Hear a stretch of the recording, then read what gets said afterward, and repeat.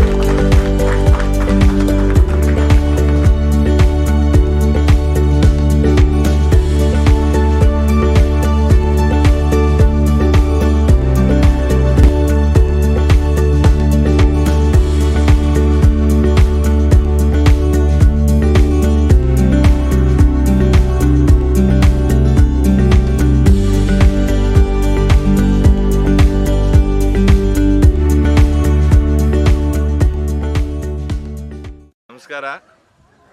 ಈ coir ಫ್ಯಾಕ್ಟ್ರಿನ Lingaa technology, Lingaa ಫ್ಯಾಮಿಲಿಯನ್ನವರು ನಮಗೆ ಮಾಡಿಕೊಟ್ಟಿದ್ದಾರೆ. ತುಂಬ ಚೆನ್ನಾಗಿ ಎಲ್ಲ ನೀಟಾಗಿ ಈ ಫ್ಯಾಕ್ಟ್ರಿಯ ಅವ್ರ ಟೀಮು, ಅವ್ರ ಲಿಂಗಾ ಫ್ಯಾಮಿಲಿ ಟೀಮು ತುಂಬ ಅದ್ಭುತವಾಗಿ ನಮಗೆಲ್ಲ ಮಾಡಿ ರೆಡಿ ಮಾಡಿದ್ದಾರೆ. ಬಟ್ ಅವ್ರಿಗೂ ನಮಗೂ ಕಮ್ಯುನಿಕೇಷನ್ ಭಾಳ ಬಾಂಧವ್ಯ ಬೆಳೆದೈತೆ. ಮೇನು ಅವರು ನನ್ನ ಒಬ್ಬ ಏನೋ ಒಂದು ಫ್ಯಾಕ್ಟ್ರಿ ಮಾಡಬೇಕು, ಮಾಡ್ಬಿಟ್ಟು ಏನೋ ಒಂದು ಮಾಡಿಬಿಟ್ಟು ಹೊಂಟೋಗ್ಬೇಕು ಅಂತ ಅವರು ಮಾಡಿಲ್ಲ. ಫೀಲಲ್ಲಿ ನಮಗೊಂದು ಒಳ್ಳೇದಾಗಬೇಕು, ಒಂದು ಒಳ್ಳೇದು ರೀತಿಲಿ ನಾವು ಹೋಗ್ಬೇಕು ಅನ್ನೋ ರೀತಿಲಿ ಅವ್ರ ಫ್ಯಾಕ್ಟ್ರಿನೇ ಇದು ನಮ್ಮ ಫ್ಯಾಕ್ಟ್ರಿ ಅನ್ನೋ ರೀತಿಲಿ ಅವ್ರು ಮಾಡಿಕೊಟ್ಟಿದ್ದಾರೆ. ಇದು ಬಂದು ಕನ್ವೇರು. ಇದಕ್ಕೆ ಕಾಯಿಮಟ್ಟೆ ಹಾಕೋದು. ಕಾಯಿಮಟ್ಟಿಯ ನೀರಲ್ಲಿ ತ್ಯಾವ ಮಾಡಿ ಅದೊಂದು ಸ್ವಲ್ಪ ನೀರಲ್ಲಿ ವೆಟ್ ಮಾಡಿ ಇದಕ್ಕೆ ಕನ್ವೇರ್ಗೆ ಹಾಕಿ ತುಂಬಿದ್ರೆ ಈ ಕನ್ವೇರಿಂದ ಕಾಯಿ ಅಲ್ಲಿ ಮೂವ್ ಆಗ್ತದೆ. ಸೊ ಈ ಕಾಯಿಮಟ್ಟೆಯಲ್ಲಿ ಲೋಡ್ ಮಾಡಾದ್ಮೇಲೆ ಇದು ಬೀಟ್ರು ಅಂತಾರೆ, ಇನ್ಪಿಟ್ ಬೀಟ್ರು ಅಂತಾರೆ. ನಾವು ಕನ್ನಡದಲ್ಲಿ ಏನಪ್ಪ ಅಂದ್ರೆ ಕಾಯಿಮಟ್ಟೆ ಎತ್ಕೊಂಡು ಹೋಗೋದು ಅಂತ ಅರ್ಥ. ಹಿಂಗೆ ಕಾಯಿಮಟ್ಟೆ ಎತ್ಕೋಗಿ ನಾವು ಡೈರೆಕ್ಟಾಗಿ ಹಿಂಗೆ ಒಂದೊಂದು ಹಾಕೋ ಬದಲು ಅದು ಆಟೋಮೆಟಿಕ್ಕಾಗಿ ಟೈಮಿಂಗ್ಸ್ ಪ್ರಕಾರ ಒಂದೊಂದಾಗಿ ಹೋಗ್ತಾ ಇರ್ತದೆ. ಸೊ ಇದು ಮಾಡೋದ್ರಿಂದ ಲೇಬರ್ ಕಾಸ್ಟು ಕಡಿಮೆ ಆಯ್ತದೆ. ಸೊ ಆ ಇಂಟೆನ್ಷನಿಂದ ಡೈರೆಕ್ಟಾಗಿ ಇದು ಮಾಡ್ಬೋದು. ಇಲ್ಲ ಅಂದರೆ ಡೈರೆಕ್ಟಾಗಿ ಅಲ್ಲೊಂದು ಹಾಕೋದು, ಒಳಗಡೆ ಕೈಯೇ ಹೋಗ್ಬೋದು, ಮಿಸ್ಟೇಕ್ ಅವ್ರಿಗೆ ರಿವರ್ಸ್ ಬಂದು ಮಕ್ಕೆ ಹೊಡಿಬೋದು. ಆ ಉದ್ದೇಶದಿಂದ ಅದಕ್ಕೊಂದು ಗುಲ್ಲಲ್ಲಿ ನಾವು ತಂದು ಹಾಕಿದದ್ದು ಇದು ಟೇಕಪ್ ಮಾಡಿ ಇಲ್ಲಿ ತಂದು ಬೀಟ್ರಿಗೆ ಲೋಡ್ ಆಗ್ತದೆ. ಬೀಟ್ರಿಗೆ 40 HP ಮೋಟ್ರು. ಇಲ್ಲಿ ಹಾಕಿದ್ದು ಏನಪ್ಪ ಆಗ್ತದೆ ಅಂದರೆ ಬಿತ್ತು ಹಂಗೆ ಕಂಟಿನ್ಯೂ ಮೂವ್ ಆಯ್ತದೆ. ಫೈಬರು ಒಂದು ಲೆವೆಲ್ಗೆಲ್ಲ ಇದಾಗಿ ಒಂದು ಗಂಟು ಸ್ಮಾಲು ಇದಾಗಿ ಏನು ಕ್ರಶ್ ಆಗಿ ಫೈಬರ್ ರೀತಿ ಈ ಥರ ಬರ್ತದೆ. ಈ ಥರ ಎಲ್ಲ ಬರ್ತದೆ. ಇದು ಬಂದದ್ದು ಏನಪ್ಪ ಅಂದ್ರೆ ನಾವು ಒಂದು 4 days 5 days ನಾವು ಹುಲ್ ಮೇಲೆ ಹಾಕ್ತೀವಲ್ಲ ಆ ಥರ ಹಾಕ್ಬಿಟ್ಟು ನೀರು ಹಿಡಿದು ಒಂದು 4 days ಆದಮೇಲೆ ಮತ್ತೆ ಅಲ್ಲೊಂದು ಫೈಬರ್ ಕನ್ವೇರ್ಗೆ ಹಾಕ್ತೀವಿ. ಅದು ಫೈಬರ್ ಕನ್ವೇರಿಂದ ಬನ್ನಿ ತೋರಿಸ್ತೀನಿ. ಇಲ್ಲಿ ಫೈಬರ್ ಕನ್ವೇರಿಂದ ತಿರ್ಗಾ ಮತ್ತೆ ಹೋಗ್ತದೆ, ಇಲ್ಲಿ ಮೂವ್ ಆಯ್ತದೆ. ಅದು ಮೂವ್ ಆಗಿ ಅಲ್ಲಿ ಮತ್ತೆ ಫಿಲ್ಟರ್ ಆಗಿ ಏನಾಯ್ತದೆ ಫಸ್ಟ್ ಕ್ವಾಲಿಟಿ ಫೈಬರ್ ಬರ್ತದೆ. ಅದು ಒಳ್ಳೆ ಚೆನ್ನಾಗಿ ಬರ್ತಾ ಇದೆ. ನಮ್ಮ ಲಿಂಗಾ ಫ್ಯಾಮಿಲಿ ಟೀಮು ಚೆನ್ನಾಗಿ ಮಾಡಿಕೊಟ್ಟಿದೆ. ನಾವು ಸ್ಟಾರ್ಟ್ ಮಾಡ್ತಾ ಇದ್ದೀವಿ. ಇನ್ನೇನು ಹೇಳೋದು ಗೊತ್ತಾಯ್ತಾ ಇಲ್ಲ. ಬೀಟ್ರಿಂದ ಹಿಂಗೆ ಬರ್ತದೆ. ಇದು ಒಂದು ಬೇಬಿ ಎಸ್ಕೊಂತೀವಿ, ಇದು ಪಿತ್ತು ಅಂತ ಹೇಳ್ತೀವಿ. ಇದು ಹಿಂಗೆ ಮೂವ್ ಆಗ್ತಾ ಇರ್ತದೆ. ಇಲ್ಲಿ ಹಸ್ಕು ಹಿಂಗೆ ಬಿದ್ದದ್ದು ಮತ್ತೆ ಡಿಕಾಡಿಕೇಟ್ರಲ್ಲಿ ಬಂದು ಲೋಡ್ ಮಾಡಿದಾಗ ಮತ್ತೆ ಆ ಡಿಕಾಡಿಕೇಟ್ರಿಂದ ಹಿಂಗೆ ಹೋಗ್ತದೆ. ಒಟ್ಟಿನಲ್ಲಿ ಏನಪ್ಪ ಅಂದರೆ ತುಂಬ ಚೆನ್ನಾಗಿ ಮಾಡಿಕೊಟ್ಟಿದ್ದಾರೆ ಲಿಂಗಾ ಫ್ಯಾಮಿಲಿ, ತುಂಬ ಚೆನ್ನಾಗಿ ಮಾಡಿಕೊಟ್ಟಿದ್ದಾರೆ. ಅವರು ಲಿಂಗಾ ಫ್ಯಾಮಿಲಿ ಬಗ್ಗೆ ನಾವೇನು ಮಾತಾಡೋಂಗಿಲ್ಲ. ನಮ್ಮದು ಈ ಮಿಷಿನ್ ಬಗ್ಗೆ ನಮ್ಗೆ ಯಾವುದೇ ಥರದ ಭಯ ಇಲ್ಲ. ಯಾಕೆಂದ್ರೆ ಏನೇ ಆದರೂ ಅವರು ನಮಗೆ ಭಾಳ ಖುಷಿಯಿಂದ ಸಂತೋಷದಿಂದ ಮಾಡಿಕೊಡ್ತಾರೆ. ಮಿಷಿನ್ ಬಗ್ಗೆ ಏನು ತೊಂದರೆ ಇಲ್ಲ. ಬೇರೆ ಯಾರ್ಯಾರೋ ಬಂದರೆ ಲೇಬರ್ಸ್ ಅವರು ಇವರು ಅಂತ ಇದು ಮಾಡಿಲ್ಲ. ಇದು ತುಂಬ ನಾವು ಅವರು ತುಂಬ ಫ್ಯಾಮಿಲಿ ಥರ ಆಗಿದ್ವಿ. ಕಮ್ಯುನಿಕೇಷನ್ ತುಂಬ ಚೆನ್ನಾಗೈತೆ ನಮಗೆ. ಈಗಲೂವರೆಗೂ ನಮಗೆ ಮಿಷಿನ್ ಬಗ್ಗೆ ಕೆಲವು ಯಾವುದು ಬೀಟ್ರು, ಯಾವುದು ಡಿಕಾಡಿಕೇಟ್ರು, ಯಾವುದು ಸ್ಕ್ರೀನರು ಇವು ಅನ್ನೋದೇ ಸರಿಯಾಗಿ ಗೊತ್ತಿಲ್ಲ. ಏನೋ ಯೂಟ್ಯೂಬಲ್ಲಿ ನೋಡ್ಕೊಂಡೆ ಅದು ತಿಳ್ಕೊಂಡೆ. ಇನ್ನೂ ಸರಿಯಾಗಿ ನಾನು ಏನು ತಿಳ್ಕೊಂಡೇ ಇಲ್ಲ. ಸುಮ್ಮನೆ ನೋಡ್ತಾ ಇದ್ದೀವಿ, ಏನೋ ಲೇಬರ್ ಮಾಡ್ತಾರೆ ಇದು ಮಾಡ್ತಾರೆ. ಬಟ್ ಎಲ್ಲನೂ ಇದು ಹಿಂಗೆ ಈ ಥರ ಬರ್ತದೆ, ಈ ಥರ ಮಾಡಿ ಈ ಥರ ಬ್ಯಾಡಿ ಅಂತೆಲ್ಲ ಹೇಳಿ ಅವರೇ ಮಾಡಿ ನೀಟಾಗಿ ಫಿಟ್ ಮಾಡಿದ್ದಾರೆ. ಬಟ್ ಏನೇ ಆದರೂ ಅವರೇ ನಮಗೆ ಬ್ಯಾಕ್ ಸಪೋರ್ಟ್ ಆಗಿ ಅನ್ನೋದು ನಮಗೆ ಭಾಳ ಖುಷಿ ಸಂತೋಷ ಇದೆ. ಕಾಯಿಮಟ್ಟೆ ಪಿತ್ತಲ್ಲಿ ಹಾಕಿದ್ದು ಮತ್ತೆ ಒಂದು 4-5 ದಿವಸ ನಾವು ಅಲ್ಲಿ ನೀರಲ್ಲಿ ಚೌಕ್ ಮಾಡ್ತೀವಿ. ಚೌಕ್ ಮಾಡಿದ್ದ ಮತ್ತೆ ಇದಕ್ಕೇನಾಗುತ್ತಾರಪ್ಪ ಅಂದರೆ ಫೈಬರ್ ಆಟೋ ಫಿಲ್ಟರ್ ಅಂತ ಹೇಳ್ತಾರೆ. ಫೈಬರ್ ಆಟೋ ಫಿಲ್ಟರ್ ಅಂತ ಹೇಳಿದ್ದು, ಫೈಬರ್ ಆಟೋ ಫಿಲ್ಟ್ರಿಂದ ಹಿಂಗೆ ಮತ್ತೆ ಡಿಕಾಡಿಕೇಟ್ರಿಗೆ ಹೋಗ್ತದೆ. ಡಿಕಾಡಿಕೇಟ್ರಿಂದ ಅದು ರೊಟೇಟ್ ಆಗಿ ಅಲ್ಲಿ ಕಾಯಿಮಟ್ಟೆದ್ದು ಕನ್ವೇರು ಓಡ್ತಾ ಇರ್ತದೆ, ಮತ್ತೆ ಡಿಕಾಡಿಕೇಟ್ರು ಓಡ್ತಾ ಇರ್ತದೆ. ಡಿಕಾಡಿಕೇಟ್ರಿಂದ ಬಂದಂಥ ಪಿತ್ತು ಇದು ಕಂಟಿನ್ಯೂ ಪಿತ್ತು ಇಲ್ಲಿ ಪ್ರೋಸೆಸ್ ಆದರೆ ಫೈಬರ್ ಇದರಲ್ಲಿ ಮೂವ್ ಆಗ್ತಾ ಇರ್ತದೆ. ಇದು ಫೈಬರಲ್ಲಿ ಬಂದು ಇದು ಫೈಬರ್ ಸ್ಕ್ರೀನರ್. ಇದು ಫೈಬರ್ ಸ್ಕ್ರೀನರಿಂದ ಫಿಲ್ಟರ್ ಮಾಡಿ ಗುಡ್ ಫೈಬರ್ ಬಂದು ಹಂಗೆ ಒಳಗೆ ಹೋಗ್ತದೆ. ಪಿತ್ತು ಬಂದು ಹಂಗೆ ಕಂಟಿನ್ಯೂ ಬರ್ತದೆ. ಈ ಪಿತ್ತು ಸ್ಕ್ರೀನರ್ ಬರ್ತದೆ. ಇದು ಪಿತ್ತು ಸ್ಕ್ರೀನರ್. ಇದು ಫೈಬರ್ ಹಂಗೆ ಮೂವ್ ಆಗಿ ಫೈಬರ್ ಸ್ಕ್ರೀನಿಂದ ಅದು ರೊಟೇಟ್ ಆಗಿ ಪಿತ್ತೆಲ್ಲ ಕೆಳಗಡೆ ಬಂದು ಮತ್ತೆ ಆ ಡಿಕಾಡಿಕೇಟೆಡ್ ಪಿತ್ತು ಮತ್ತು ಕನ್ವೇರ್ ಪಿತ್ತು ಎರಡು ಮಿಕ್ಸ್ ಆಗಿ ಹಂಗೆ ಮೂವ್ ಆಗ್ತದೆ. ನೆಕ್ಸ್ಟು ಫೈಬರ್ ಹಂಗೆ ಹೊರಗಡೆ ಬಂದುಬಿಡ್ತದೆ. ಅದನ್ನು ನಾವು ಫೈಬರ್ ಏನು ಮಾಡಬೇಕಪ್ಪ ಅಂದರೆ ಅದು ವೆಟ್ ಆಗಿರ್ತದೆ. ಇದು ಸ್ವಲ್ಪ ಒಣಗಿರೋದು ಡ್ರೈ ಆಗಿರೋ ಫೈಬರ್. ಅದು ವೆಟ್ ಆಗಿರ್ತದೆ. ಅದು ಒಂದಷ್ಟು ದಿನ ಒಂದು 2 or 3 days ನಾವು ಗ್ರೌಂಡಲ್ಲಿ ಡ್ರೈ ಮಾಡಿ ಆಮೇಲೆ ಬೇಲ್ ಮಾಡಿ ಕಳಿಸೋದು. ಬಟ್ ಚೌಕ್ ಮಾಡಿದ್ರೆ ಒಳ್ಳೆ ಪಿತ್ತು ಬರ್ತದೆ. ಯಾವುದೇ ಥರ ನಟ್ಟು ಗಂಟಿರಲ್ಲ. ಕೆಲವು ಮಿಷಿನಲ್ಲಿ ಡೈರೆಕ್ಟಾಗಿ ಹೊಂಟೋಗ್ತದೆ. ಅದು ಗಂಟೆ ಇರ್ತದೆ. ಭಾಳ ಅದು ಸೆಕೆಂಡ್ ಕ್ವಾಲಿಟಿ ಪಿತ್ತು ಅಂತ ಅದಕ್ಕೆ ಮೆನ್ಷನ್ ಮಾಡ್ತಾರೆ. ಆ ಉದ್ದೇಶದಿಂದ ಚೌಕ್ ಮಾಡಿದ್ರೆ ಫಸ್ಟ್ ಕ್ವಾಲಿಟಿ ಪಿತ್ತು ಬರ್ತದೆ. ಸೊ ಪಿತ್ತಲ್ಲ, ಫೈಬರ್ ಬರ್ತದೆ. ಇದು ಪಿತ್ತು ಹಂಗೆ ಸ್ಟ್ರೈಟ್ ಫೈಬರ್ದಲ್ಲಿ ಇಲ್ಲಿ ಪಾರ್ಟ್ ಫೈಬರ್ದು ಮುಗಿದ್ರೆ ಇದು ಒಂದು ಪಿತ್ತು ಹಿಂಗೆ ಬಂದು ಪಿತ್ತಲ್ಲಿ ಬಂದು ಬೇಬಿ ಪಿತ್ತು ಅಂತ ಬರ್ತದೆ. ಬೇಬಿ ಪಿತ್ತು ಏನಂದ್ರೆ ಇದಕ್ಕಿಂತ ಒಂಚೂರು ದೊಡ್ಡದು ಬೇಬಿ ಫೈಬರ್ ಅಂತ ಬರ್ತದೆ.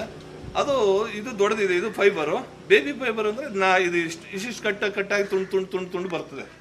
ಆ ತುಂಡು ಏನಾಯ್ತದೆ ಅಂದರೆ ಇದು ನಾವು ಅಗ್ರಿಕಲ್ಚರ್ಗೆ ಪೈರು ಬೆಳೆಯೋಕ್ಕೆ ಮತ್ತು ಯಾವ್ದಕ್ಕಾರ ಕೊಟ್ಟರೆ ಜನ್ರೇಷನ್ ಬರಲ್ಲ, ಸರಿ ಬೇರೆ ತಗೊಳ್ಳಲ್ಲ, ಇದಾಗಲ್ಲ. ಅದಕ್ಕೆ ಇದು ಬೇರೆ ತಿರ್ಗಾ ಇದು ಮಾಡ್ತದೆ.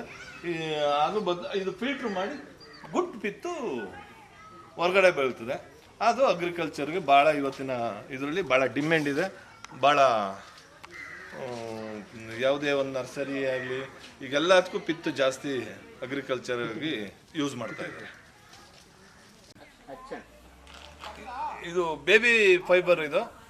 ಇದು ಮತ್ತೆ ರೊಟೇಟ್ ಹಾಕಿ ಮತ್ತೆ ಇದು ಮಾಡ್ತೀವಿ. ನೆಕ್ಸ್ಟು ಇಲ್ಲಿ ಹೆಂಗಪ್ಪ ಅಂದರೆ ಇದು ಪಿತ್ತು ಒಳಗಡೆ ಬರೋಂಥ ಬೇಬಿ ಫೈಬರು. ಇದು ಫಿಲ್ಟ್ರ್ ಮಾಡಿ ಪಿತ್ತು ಮಾತ್ರ ಆ ಕಡೆ ಕ್ವಾಲಿಟಿ ಪಿತ್ತು ಆ ಕಡೆ ಹೋಗ್ತದೆ, ಬೇಬಿ ನಾರು ಈ ಕಡೆ ಬರ್ತದೆ. ಇದು ಬೇರೆ ಪ್ರೋಸೆಸ್ಗೆ ಯೂಸ್ ಮಾಡ್ಕೊಳ್ತೀವಿ. ನೆಕ್ಸ್ಟ್ ಇಲ್ಲಿ ಪಿತ್ತು ಇದು ಬಂದು ಅಗ್ರಿಕಲ್ಚರ್ಗೆ ಒಂದು 2 months 3 months ನೀರಲ್ಲಿ ಚೌಕ್ ಮಾಡಿ ಅನಂತರ ಅದಕ್ಕೊಂದು ಸ್ವಲ್ಪ ಅಗ್ರಿಕಲ್ಚರ್ ಆರ್ಗಾನಿಕ್ ಪೌಡ್ರುಗಳು ಹಾಕಿ ಈ ನರ್ಸರಿಗೆಲ್ಲ ನಮ್ಮ ಕಡೆ ಇದು ಮಾಡ್ತಾರೆ. ಕೆಲವು ಕಡೆ ಇದನ್ನ ಇನ್ನೂ ಸ್ಮಾಲ್ ಆಗಿ ಇನ್ನೂ ಫಿಲ್ಟ್ರ್ ಮಾಡಿ ಬ್ರಿಕ್ಸ್ ಟೈಪ್ ಮಾಡಿ out of state, out of ಕಂಟ್ರಿಗೆಲ್ಲ ಹೋಗ್ತಾ ಇದೆ ಅಂತ ಹೇಳ್ತಾ ಇದ್ದಾರೆ. ನಾವಿನ್ನೂ ಆ ಪ್ರೋಸೆಸ್ಗಂತೂ ಹೋಗಿಲ್ಲ. ಮುಂದೆ ನೋಡೋಣ. ಓಕೆ. ಈಗ ಕೆಲವರು ಹೇಳ್ತಾರೆ ಫೈಬರು ನೀಟಾಗಿ ಬರಬೇಕು ಅಂದರೆ ಕಾಯಿ ಮೊಟ್ಟೆ ಚೆನ್ನಾಗಿರಬೇಕು, ದಪ್ಪ ಆಗಿರಬೇಕು ಅಂತ ಅಂದರೆ ಎಲ್ಲ ಕಡೆನೂ ದಪ್ಪ ಕಾಯಿ ಮೊಟ್ಟೆನೇ ಹುಡಿಕೊಂಡು ನಾವು ತರೀಕಾಗಲ್ಲ. ಕೆಲವು ಕಡೆ ಎಲ್ಲ ಎರಡು ಕಡೆನೂ ಮಿಕ್ಸ್ ಆಗಿ ಬಂದಿರ್ತದೆ. ಸಣ್ಣ ಮೊಟ್ಟೆನೂ ಬರ್ತದೆ, ದಪ್ಪ ಮೊಟ್ಟೆನೂ ಬರ್ತದೆ. ಬಟ್ ನಾವು ಯಾವುದೇ ಮೊಟ್ಟೆ ಹಾಕಿದ್ರು ಇದರಲ್ಲಿ ಒಳ್ಳೆ ಕ್ವಾಲಿಟಿ ಫೈಬರ್ ಬರ್ತಾಯಿದೆ.